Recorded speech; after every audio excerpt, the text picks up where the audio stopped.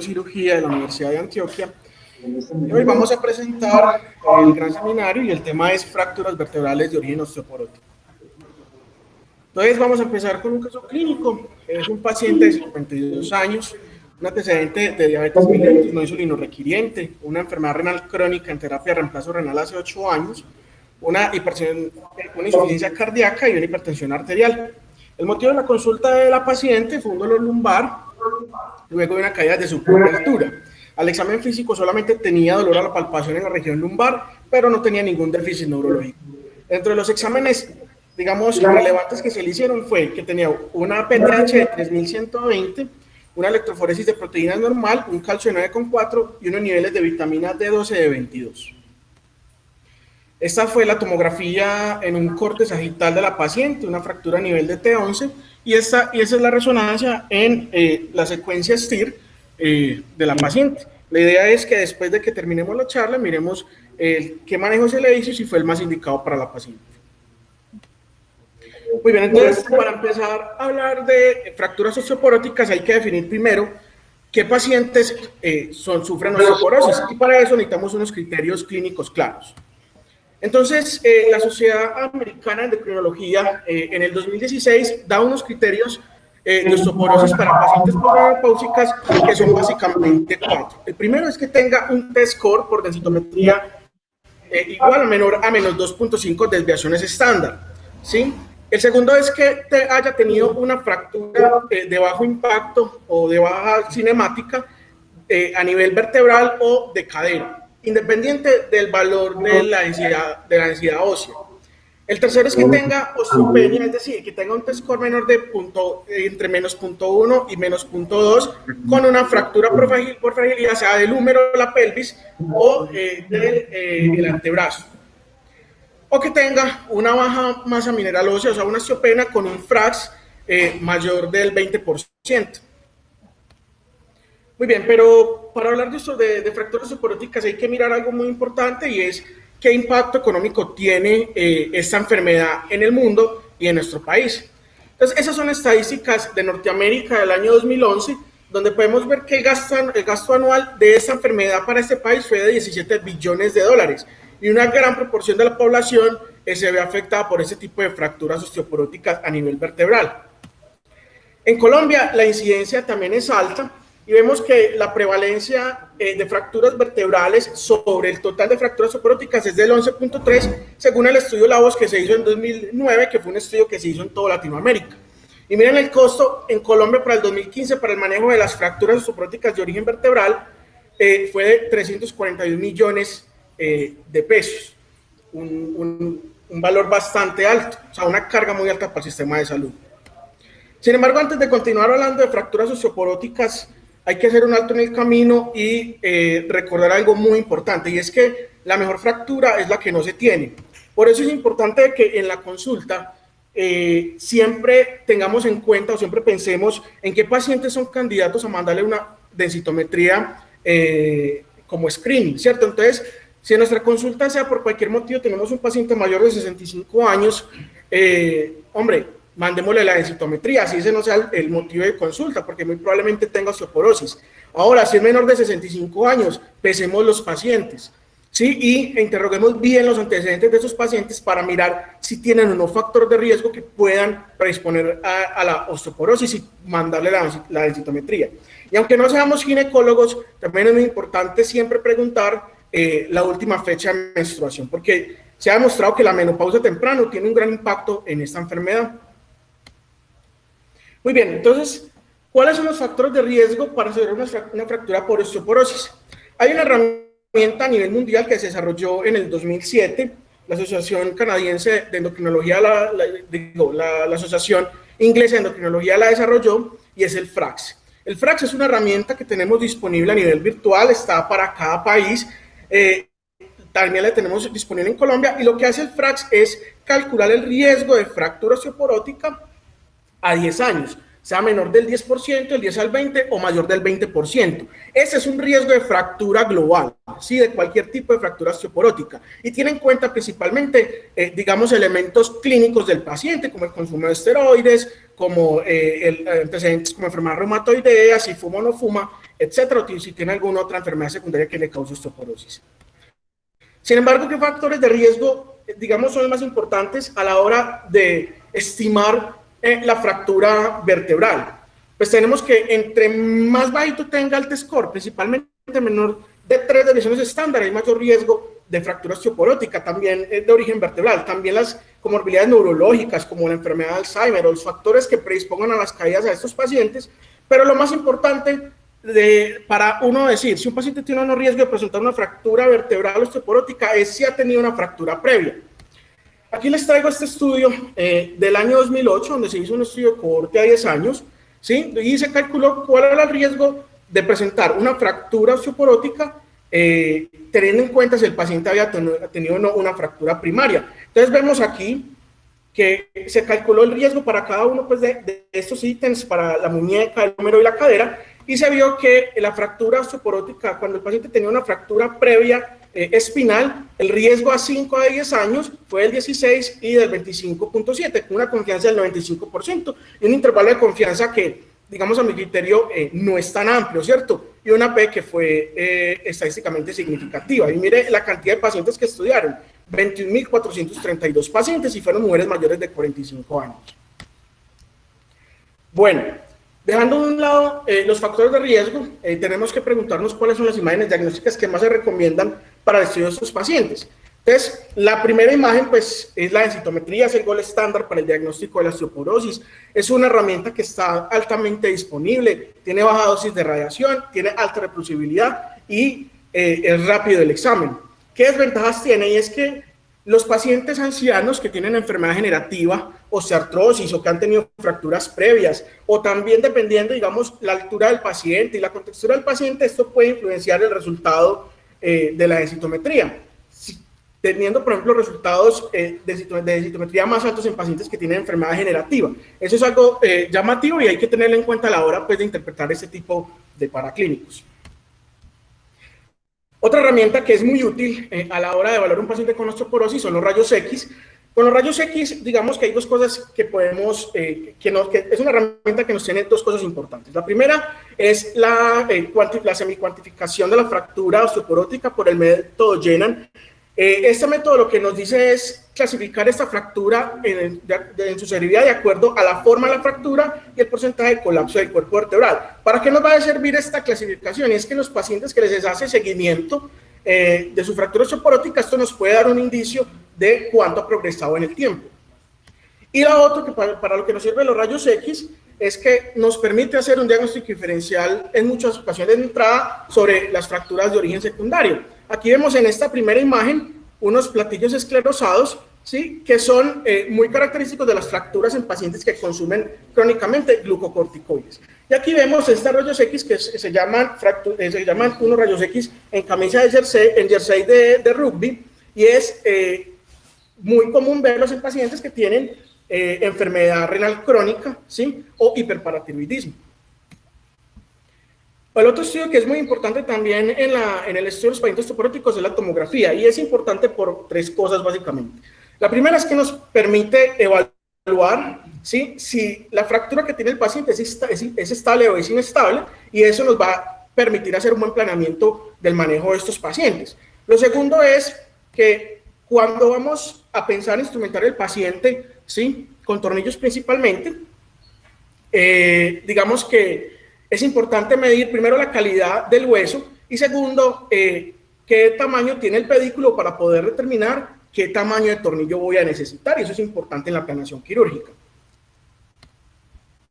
También, y la tercera aspecto que es muy importante es que la tomografía nos permite evaluar la calidad ósea. Eso es un estudio en el cual se quiso comparar si las unidades Hounsfield tomados en la columna lumbar del 1 al E4 podrían corresponderse o no con el T-score del paciente, y que también nos puede servir como una herramienta en nuestro consultorio de tamizaje para saber si esos pacientes, digamos que no son mayores de 65 años y que tienen factores de riesgo, podrían meritar una densitometría. Entonces el estudio cogió 87 pacientes y lo que se hizo fue comparar, se les hizo una tomografía y se les hizo una densitometría y miraron si había relación o no con las unidades Hounsfield. Entonces lo que vieron fue que pacientes que tenían menos de 100 unidades Hounsfield en la medición de un cuerpo vertebral en el hueso trabecular hacían un promedio de 3 mediciones, como lo ven aquí, el A, el B y el C, y vieron que cuando tenían ese promedio era menor de 100 unidades Hounsfield, se correlacionaba en forma moderada con el T-score, ¿cierto? Siendo pacientes osteoporóticos con unas unidades Hounsfield más en promedio de 7.5. El otro muy importante para evaluar a estos pacientes es la resonancia magnética. La resonancia magnética básicamente nos va a permitir diferenciar dos cosas. La primera es si el paciente tiene un componente infeccioso, un componente maligno, ¿cierto? Que esto es muy importante a la hora de definir el manejo de esos pacientes. Y lo otro es definir si esa fractura osteoporótica es crónica o es aguda, ¿cierto? Aquí vemos, por ejemplo, estos rayos X. Aquí en T11 vemos que esta fracturita que tiene aquí se podría considerar crónica o que no tiene fractura, pero en la resonancia, ¿cierto? Podemos ver una hiperintensidad que nos da cuenta de edema y que es una fractura de reciente aparición. Este estudio, lo que les traigo acá es un estudio del año del 2016 y lo que nos quería comparar era qué tanto podemos decir o qué tanto discordancia tiene una radiografía de columna lumbar frente a la resonancia para diferenciar si es aguda o es crónica la lesión. Básicamente lo que nos trae este estudio son 3 situaciones que se nos pueden presentar. La situación A es un paciente que tiene, que aparentemente en los rayos X no tiene fractura, ¿cierto? Pero tiene dolor en la región lumbar. Si el uno le hace la resonancia, ve que tiene una fractura aguda, ¿sí? Entonces, muy importante siempre un paciente que tenga un dolor lumbar agudo, que tenga factores de riesgo y en los rayos X se vea que no tiene, pues podría hacérsele una resonancia para mirar si tiene una fractura. Una situación B, en la cual, la misma que les presenté ahorita, el paciente se pensaba que tenía una fractura crónica aquí a nivel de T11, en la resonancia se ve que es aguda. Y una situación C, en la cual se puede pensar, como vemos acá en T12, que el paciente tiene una fractura que se pensaba en la resonancia es aguda, pero en la resonancia se ve que es isointenso en el STIR, y eso nos dice que es una fractura crónica, y esto es fundamental a la hora de tomar una decisión terapéutica con el paciente, como vamos a ver más adelante. Muy bien, pero ¿cuáles fracturas progresarán en el tiempo? Es decir, yo tengo una fractura osteoporótica que se ve que es leve, ¿sí? No está muy comprometida, pero me puede progresar en el tiempo. Eso es una pregunta que uno muchas veces se tiene que hacer para poder tomar una adecuada decisión terapéutica. Entonces, este estudio es un estudio que se hizo en el 2016.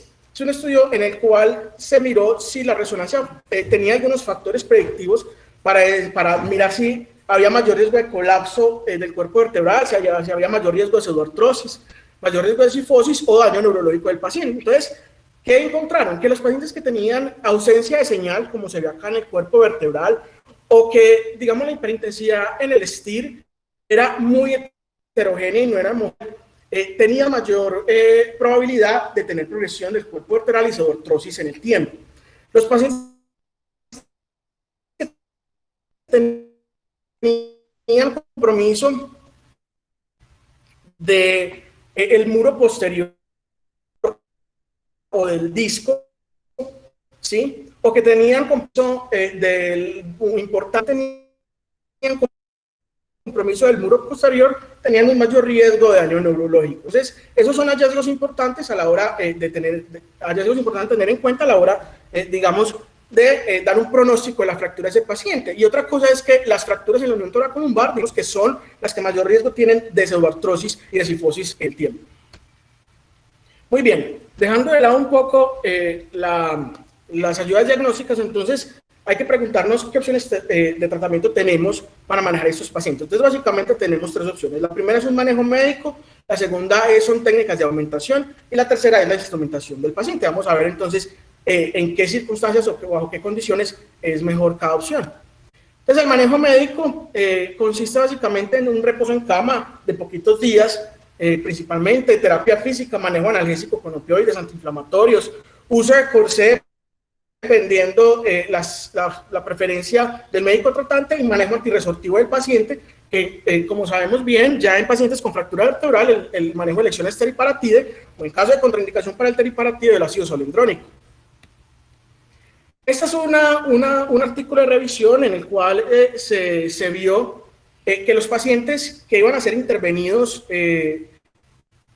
principalmente con material de osteosíntesis, ¿sí? Cuando tenían bajos niveles de vitamina D, tenían bajo nivel de fusión de las fracturas, tenían alta tasa de falla en el material, tenían alta tasa de cifosis de la unión proximal de la instrumentación y alta tasa de fractura sacra. Por eso es importante siempre tener en cuenta, antes de hacerle un manejo quirúrgico a los pacientes, hay que optimizarle los niveles de vitamina D. Entonces vemos que cuando los pacientes tienen un nivel menor de 30, ¿sí? Hay que se dan unas recomendaciones sobre si la cirugía va a ser en más de 4 semanas o menor de 4 semanas para dar una suplementación con colecalciferol, ya sea si tiene unos niveles menores de 25 o entre 15 y 25 de vitamina D.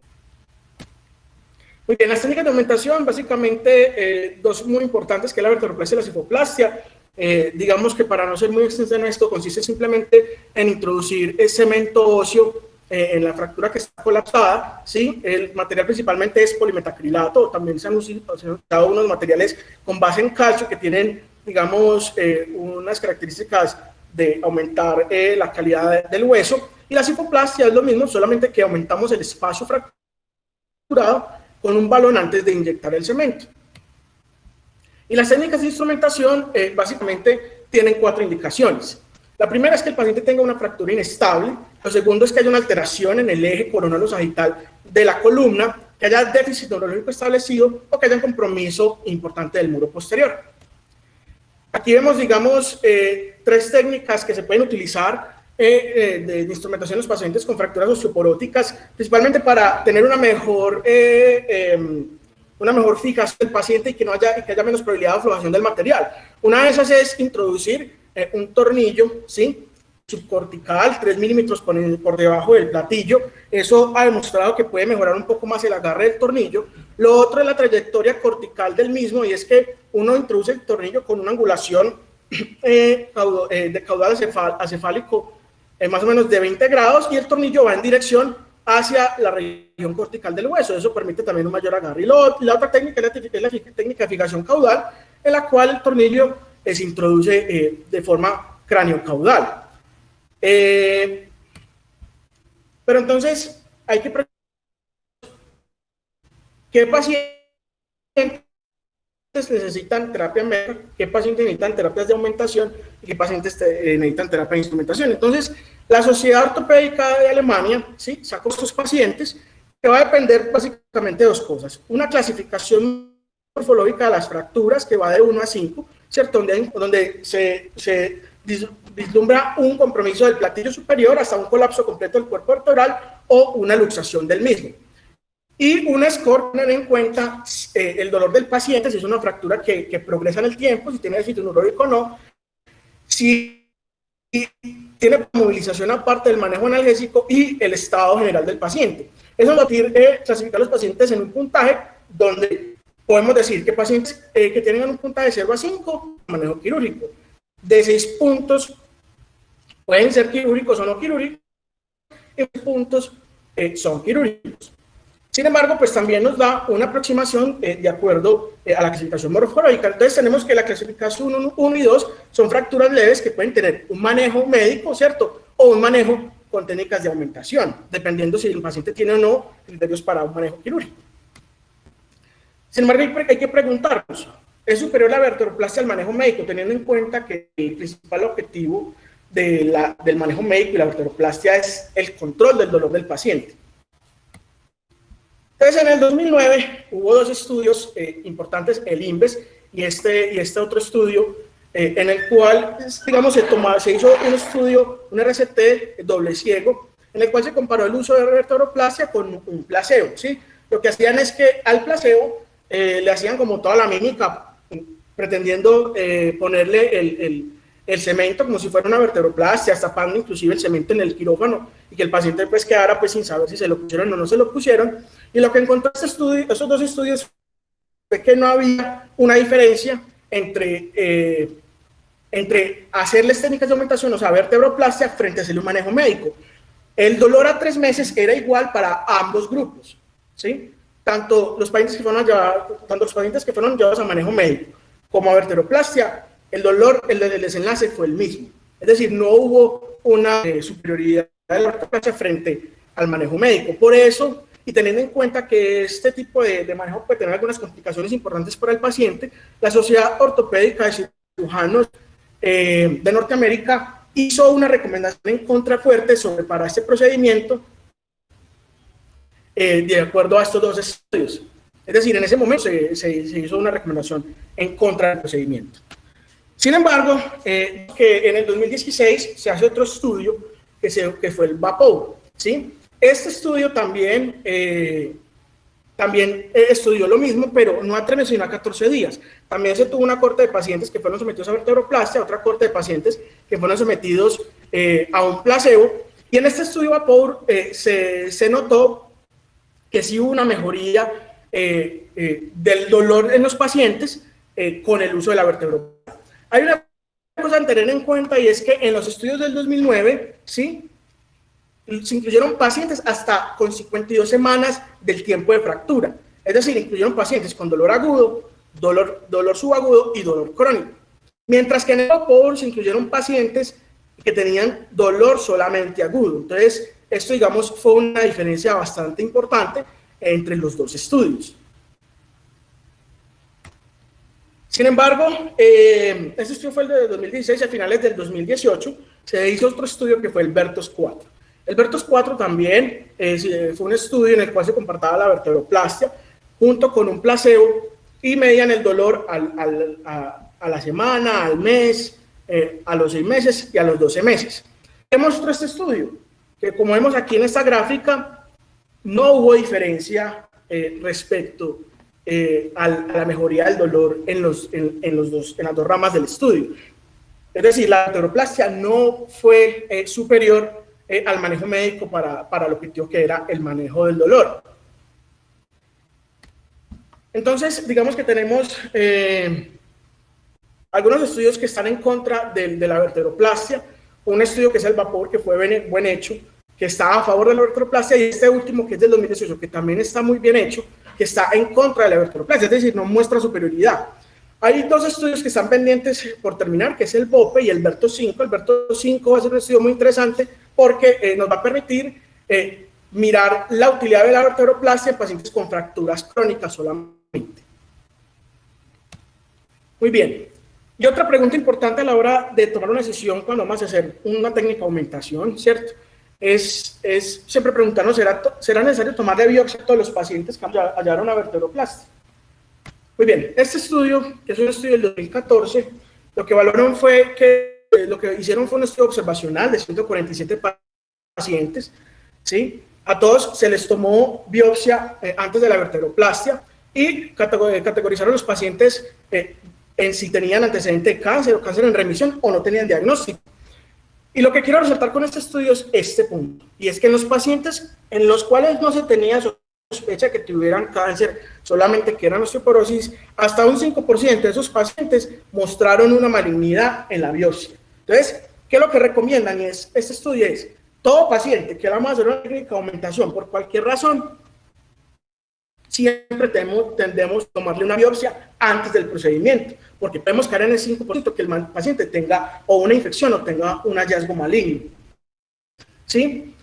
Y que si son 2, 3 niveles, hay que tomarle biopsia a cada uno de los niveles. Muy bien.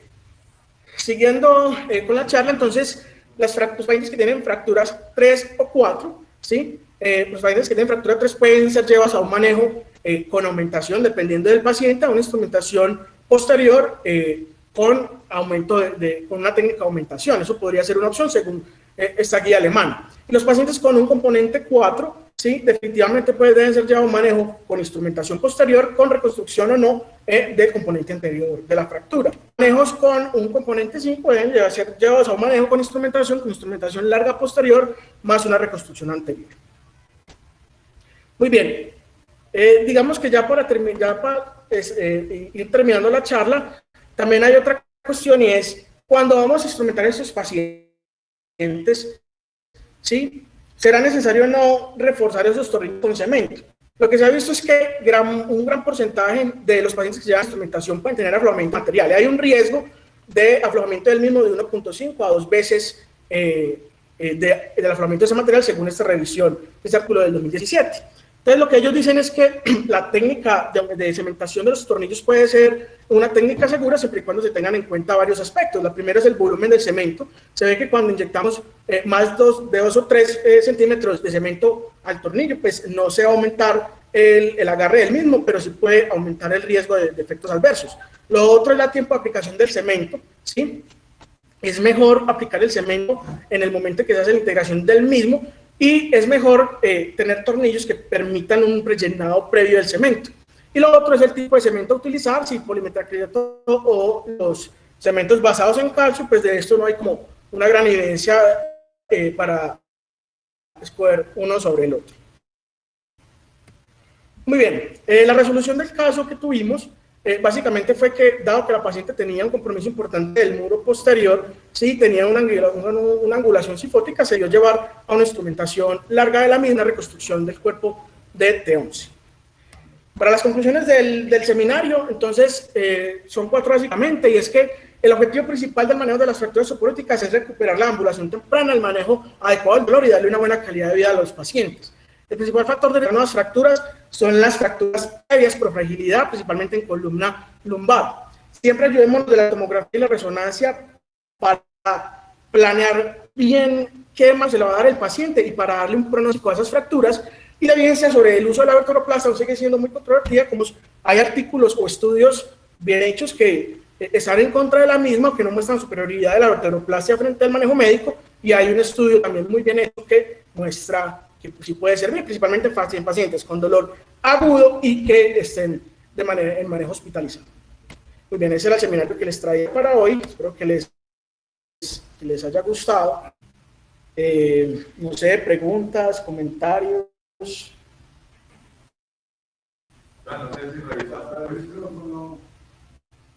Sí, sí, dame un segundito. Simon, vení.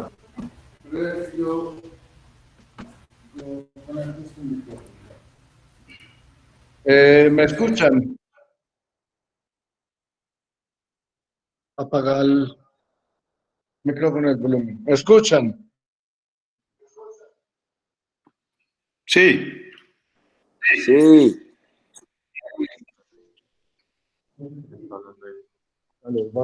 Sí, no, muy buena revisión, Joan, pero en un artículo que salía del New England que vos revisaste, definitivamente pues no era superior el manejo de la vertebroplastia con el manejo médico, pero sí había un subgrupo, no sé si lo revisaste, que decía, había un subgrupo en el cual sí mejoraba los síntomas, y era el subgrupo después de las 12 semanas. En ese subgrupo sí había mejoría de la vertebroplastia junto con el manejo médico. Y ahí en los estudios, pero en el último metanálisis sí decía pues que la vertebroplastia junto con otras técnicas no era superior al manejo médico, que va en contra pues de lo que uno ve en la clínica, porque uno ve que los pacientes con vertebroplastia salen bien, ¿o no, Nacho? Sí, pero uno quisiera como más tranquilidad, aunque hay algunos pacientes que les va bien, a otros no les va tan bien. El problema es que cuando uno tiene un paciente con una fractura por osteoporosis, los bloqueos no le sirven, los analgésicos no le sirven, el corsé no le sirve, entonces terminamos haciéndole la vertebroplastia como una opción, pero es probable que le sirva. Yo creo que les va mejor con la fusión vehicular. Yo le quiero hacer una pregunta a mis colegas que saben tanto. Veo que aquí está Julián conectado, Carlos Ruiz y Carlos Rivera y Salomón. ¿Qué opinión tienen de los tornillos? No cementados, sino tornillos expansibles. Pues con los expandibles hay un estudio muy bonito en el que evalúan el torque de arrancamiento comparando tornillos expandibles, tornillos cementados y contraganchos. El cementado aumenta el torque de arrancamiento en un 200% contra el expandible de 150%. El expandible es bueno, lo que pasa es que pues, tienden a aflojarse. Yo tengo varios pacientes operados con osteoporosis que, a pesar de que tienen el expandible, se me aflojan. Y me ha ido mejor con los cementados, lo que pasa es que el cemento tiene un límite de aplicación. ¿Sí? Máximo 20 cc por paciente, eso es demasiado de alto riesgo de embolismo graso. Pero a mí me parecen mucho mejor los cementados que los expandibles, aunque con los expandibles no pues me ha ido bien. Ya lo otro es evaluar las otras técnicas de aumentación, por ejemplo, tornillos mucho más gruesos. Yo en el osteoporótico les pongo tornillos de 7 o a veces hasta de 8 si están disponibles por la casa. En lumbar y en torácico les meto de 6 en todos los niveles que más pueda. Entre más grueso mejor. Y al final le termino con una garra con gancho. A veces también que he hecho los he alambrado. O sea, aparte de los tornillos, alambro los ganchos. Y es muy importante evaluar la densidad mineral ósea para ver quién está contraindicado a instrumentar. Ok. Yo tenía otra pregunta, pero ya se me olvidó. Bueno, no, la otra pregunta es, ¿qué haces cuando tienen un paciente con osteoporosis, una T menor de 2,5 o hasta o menos de 3, una densidad ósea menor de 100 por las unidades Hounsfield y que necesita tratamiento? ¿Definitivamente lo operan o se abstienen de operarlo? Pues, profe, por debajo de 0.6, la densidad, pues, densidad mineral, o sea, por debajo de 0.6 gramos por centímetro cuadrado, yo no los opero. Porque es que es un quesito, eso no ancla nada. Entre 6 y 9, aumentación, y más de 9 no requiere aumentación. Ya con diferentes técnicas, fijación larga, utilizar ganchos, múltiples puntos de anclaje, alambrarla. Tornillos lo más grueso posible.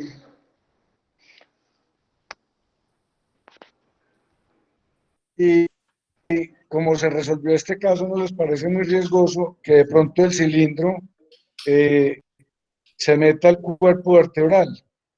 Pues hay riesgo de subsidencia, ese es el problema. Haga una subsidencia. Tiene que hacerse, en la medida de lo posible, tiene que hacerse. Buenos días. Pero riesgo de subsidencia. El doctor Cabe pregunta que si el caso es de acá o es de la revista. Sí, es de acá.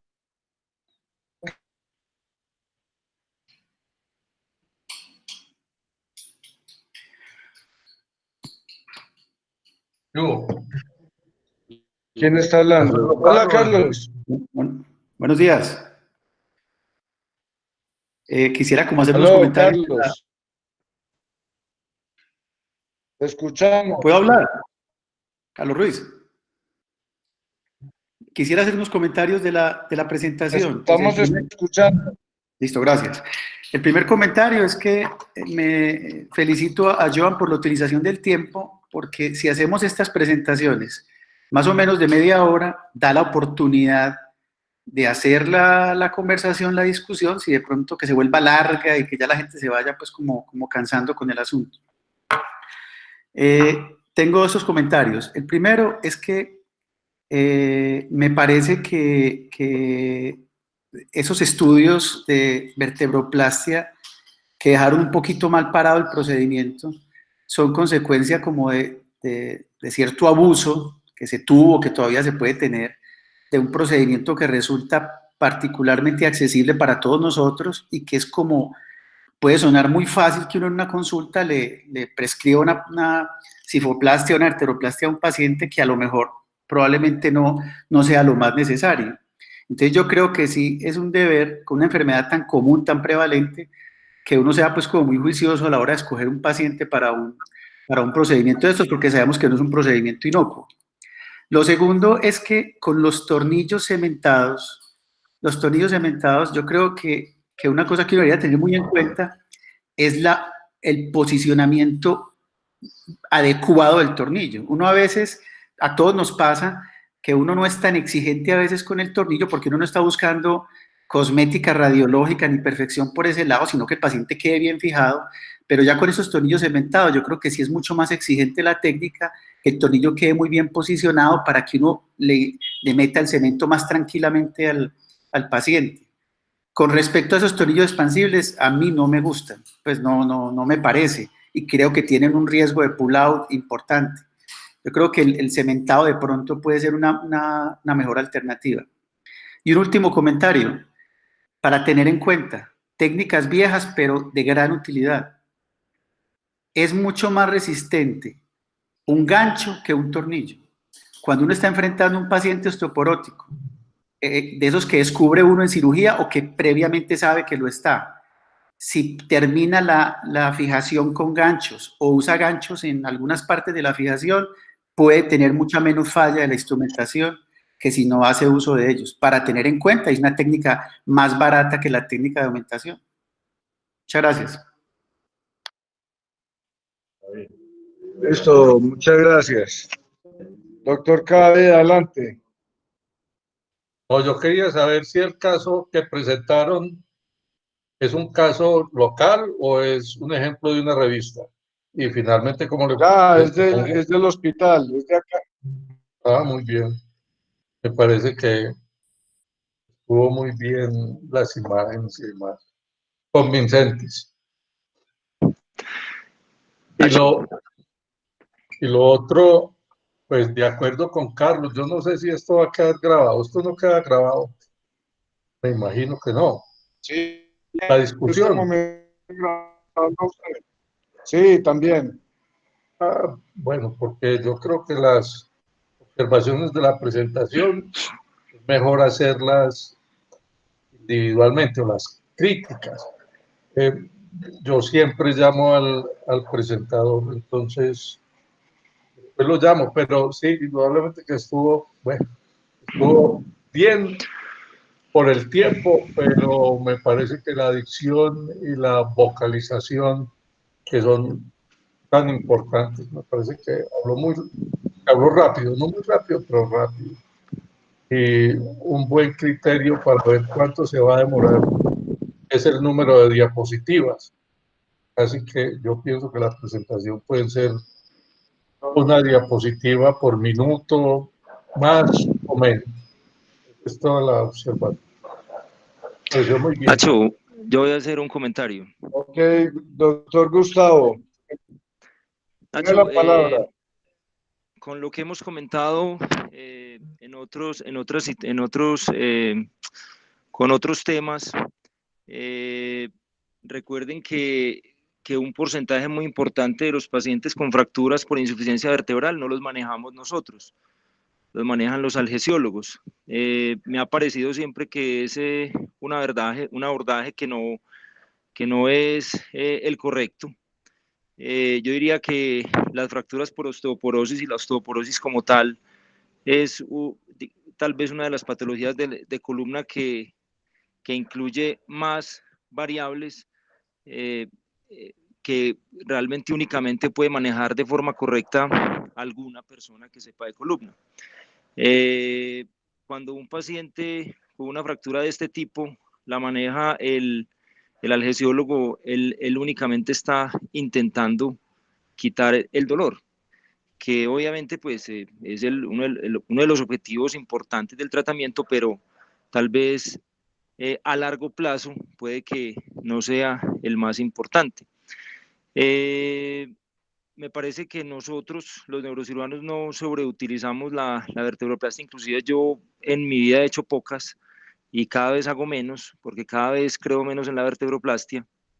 Pero sí sigue viendo uno muchos pacientes que llegan con complicaciones tardías de la osteoporosis y muy probablemente también de vertebroplastias mal indicadas. Yo creo poco en la vertebroplastia. Digamos que al año, pues yo creo que no hacemos más de 1 o 2 verteroplastias. La reservo únicamente para los pacientes que tienen fracturas tipo 1 o tipo 2 con colapsos muy discretos y que persisten con dolor. Ojalá en agudo es hasta 6 semanas, porque de ahí en adelante uno no sabe realmente qué es lo que le duele al paciente. Y en los pacientes con fracturas de más alto grado, pues siempre intentar, digamos, hacer como un abordaje racional, porque muchas veces tratamientos excesivos terminan en catástrofes imposibles de resolver. Yo creo que sí hay que ser muy prudentes con las fracturas por osteoporosis. Cada vez hay que preguntarse más cuando un paciente con una fractura osteoporótica requiere intervención. No, yo cada vez le doy más espacio al tratamiento conservador, independientemente de que el paciente se deforme un poco, porque es que cirugías excesivas son peores complicaciones. Eso era, Nacho. Listo, muchísimas gracias. Muchísimas gracias, profesor. Me gustaría hacer una pregunta, Nacho, para los colegas, pues. Doctor Romero. Vale. Escuchamos. Bueno, la pregunta es pues para todos los que estamos aquí en este momento. Yo veo que hay un dispositivo en este momento circulando que técnicamente suena bien, pero sabemos que es bastante, es el ScanJack. Yo quisiera conocer como la opinión de todo el mundo al respecto de... Yo no lo he usado y yo creo que no sirve, no sé los otros. Yo tampoco lo he usado, Nacho, y no lo usaría, me parece una aberración.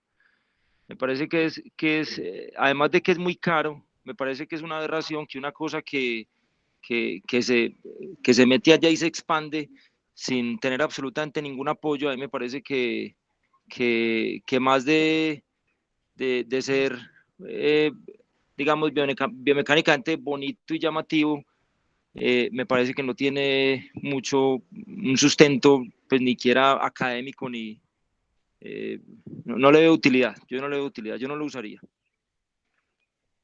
Yo sí lo he usado pocas ocasiones, pero sí lo he usado y en pacientes competentes, no en pacientes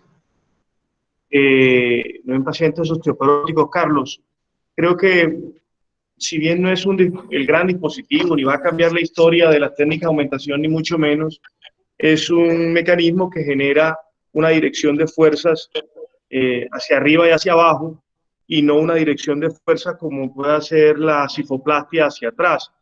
Obviamente tienen que haber unas indicaciones muy precisas, lo he utilizado pocas veces, pero creo que es una herramienta más. Yo creo que muchas veces estas técnicas lo que las degradan comercialmente es el sobreabuso y la mala indicación de las mismas. Yo lo he usado pero en pacientes osteocompetentes, no en pacientes osteoporóticos, porque es un sistema en donde tú pones a competir un material rígido con un hueso de mala calidad, y definitivamente cuando tú pones a competir un material rígido con un elemento, con un óseo de mala calidad, no es una buena combinación. Yo creo que esta técnica es la técnica, unos tornillos que se están desarrollando últimamente.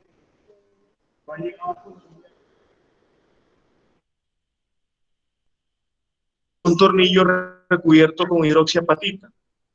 Realmente es una que nosotros, y la hidroxiapatita se osteointegra mucho. Yo no sé cuándo estén comercialmente disponibles o si ya están en Colombia, realmente no sé. Solamente los vi en un stand de un congreso médico, pero en teoría sería una buena alternativa porque la osteointegración es mayor incluso que la que se da cuando se utilizan tornillos cementados. Okay. Bueno, ¿algún otro comentario? Los invito para el próximo jueves a una discusión sobre malformación arteriovenosa a las 7 de la mañana. Muchas gracias a todos.